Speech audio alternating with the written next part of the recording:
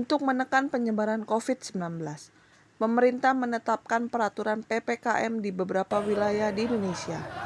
Tetapi aturan yang dibuat pemerintah sangat berdampak di bidang ekonomi, sehingga masyarakat menjadi susah dalam menjalankan aktivitas mereka sehari-hari. Hal ini tersebut menyebabkan sejumlah mahasiswa melakukan aksi turun ke jalan untuk menolak peraturan PPKM.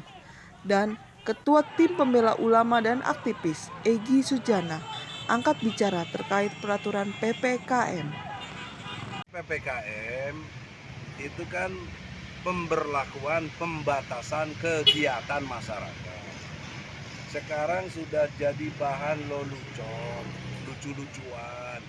PPKM ada yang menafsirkan Pak Presiden kapan mundur. Ada juga PPKM plongak-plongok kagak mikir. Jadi bahan ejekan, sangat tidak baik.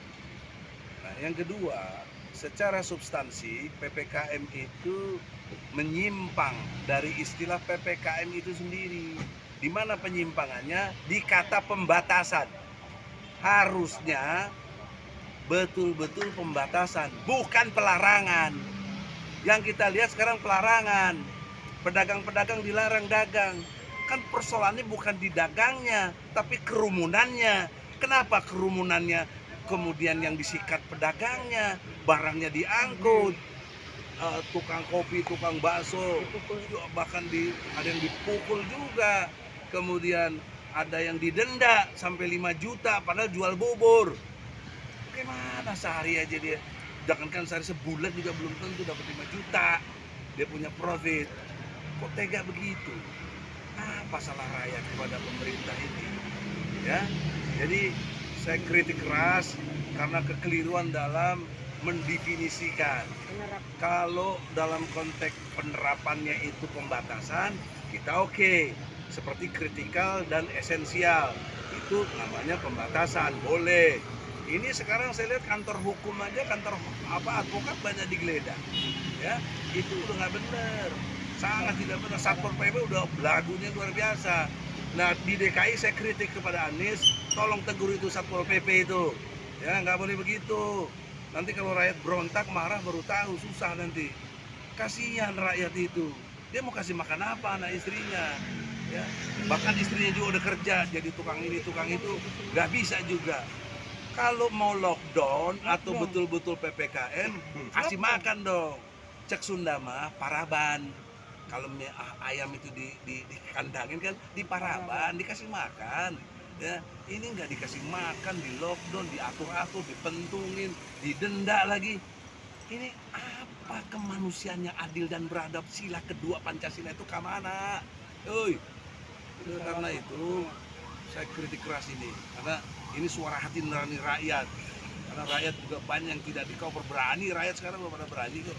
Ya, cuma nggak siapa yang mau meng-cover. Tadi sudah diingatkan, pers mainstream nggak pernah memuat yang hal-hal yang bertentangan dengan kebijakan-kebijakan yang nggak benar ini. Jadi saya kira tolong dievaluasi.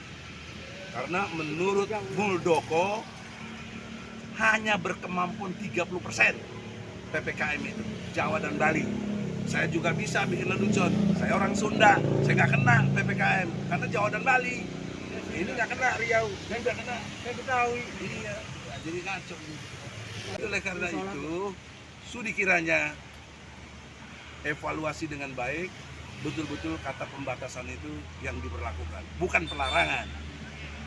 Untuk itulah kita ada pikiran-pikiran untuk judicial review, ya, ke Mahkamah Agung, bukan ke MK karena ini bukan undang-undang.